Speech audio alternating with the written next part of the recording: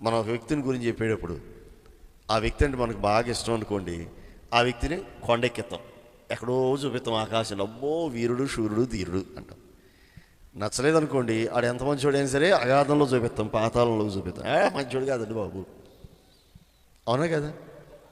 మనకు నచ్చితే వాడు ఎలాంటివాడైనా సరే గొప్పగా చెప్తాం.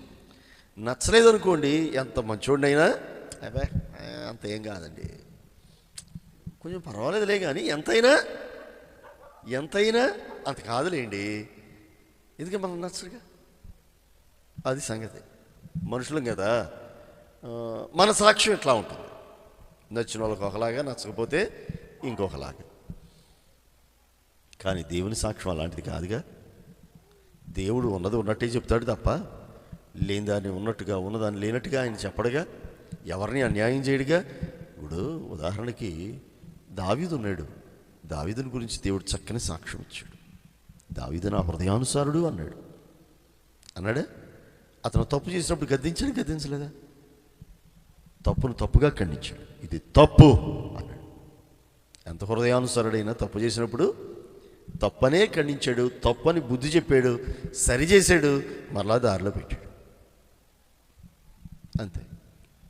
తప్పు చేస్తే వెనకేసుకురాలా. మనం చేసే పని ఏంటి? వెనకేసుకొస్తాం. ఏదో చేశాడులేండి, తెలుసో తెలియకో ఏదో అంటాం మనం. దేవుడు అట్లా అన్నాడా? లేదు. వాడవు నీవే అన్నాడా లేదా? వాడవు నీవే, ఆ తప్పు చేసింది ఎవరో కాదు, నువ్వే. నాతాను ప్రవక్తను పంపించి ఎంత కఠినంగా గద్దించాడండి దేవుడు.